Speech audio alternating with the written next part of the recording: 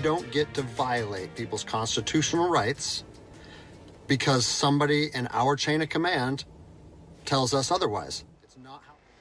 A Port of Seattle police officer is standing his ground, and it could cost him his job. He refuses to take down the video he posted, urging other officers to ignore the enforcement of stay-at-home restrictions. To be clear, no one in Washington has been arrested or cited for not obeying stay-at-home restrictions. Today, that officer talked exclusively to KOMO's Jonathan Cho, who has tonight's Operation Crime and Justice report.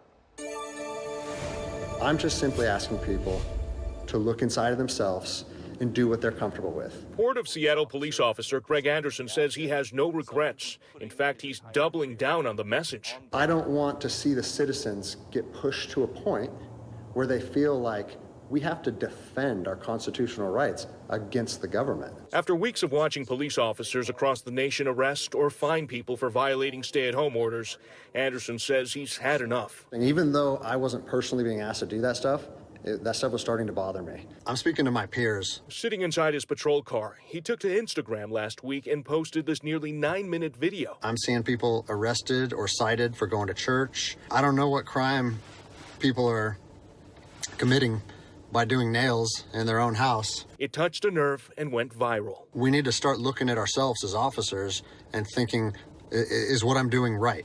Even though enforcement hasn't really happened in Washington, Anderson says if it does, he's urging his fellow officers to refuse enforcement of stay-at-home orders. And that got the attention of his chief. I don't have a bad thing to say about the Port of Seattle. No one with the agency would answer our questions or give us more details, but sent us a statement saying the officer is currently on paid administrative leave pending investigation. The port does not comment on pending personnel matters. Anderson says he's being accused of insubordination because he's refusing to take down the video. Do you believe Governor Inslee is doing anything right to keep people safe in Washington state? No, I'm not getting, like I said before, I'm just gonna let my message speak for itself. While Anderson has his critics, he says surprisingly, most of his supporters are fellow officers. I've been getting contacted by police officers all over the country saying thank you. For now, he's focusing on other ventures like his jiu-jitsu academy and considering a career with other law enforcement agencies, just in case. Some of them are recruiting, like, hey, my chief or my sheriff says you have a job here, so we'll see how it all shakes out. Restaurants will be allowed to reopen under phase 2 of the governor's plan, which could come as soon as June 1st. The businesses will have to meet 13 criteria, though, which include only allowing guests to fill half a restaurant at a time. KOMO's Suzanne Fauna's reaction from restaurant owners and a closer look at what the changes might cost. I'm missing my Korean barbecue right now. That's my biggest favorite one right now. And then, of course, like Panera. If you really miss your favorite eats, you're not alone. There's a lot of love for our local restaurants. I really like Toulouse Petite and Lower Queen Anne. Phase 2 is just around the corner, and restaurants face quite a few changes. Some restaurant owners, like Marnie Hayes of the Firehouse Pub, Lumberjacks Restaurant in Buckley, are worried. I think it's going to make it almost impossible for small businesses to reopen without a ridiculous amount of overhead. Menus that have to be tossed every single day, someone to get paid to just walk around and make sure that we've got everybody's information who's sitting at a table. Among the many new rules for restaurants during phase 2, staff must keep a daily log of customers with email and telephone numbers and keep it for 30 days. Restaurants will reopen at half capacity. Tables must be spaced to allow 6 feet of distance. Up to 5 people may be seated together. I don't really know that we actually can open. I think it might just be advantageous for us to wait until it's 100% capacity. Some of the changes are going to be a bit costly. Menus must be disposable. That's going to cost $3,500 a month for 3 restaurants, according to the owner of Lombardi's Italian Restaurants.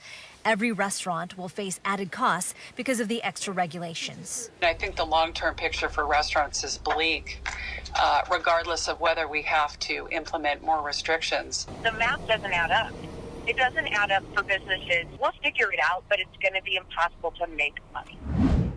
Governor just announced he's unleashing a new force of more than 1,300 people to work to get those numbers down. They are contact tracers. We have team coverage tonight. KOMO's Michelle Esteban is standing by.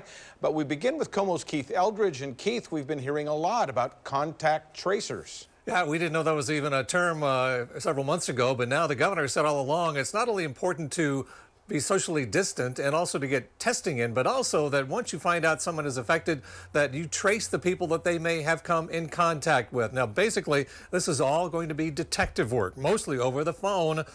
And now the governor says 1,371 people are trained and ready to go from the National Guard, Department of Licensing, and state and local health departments.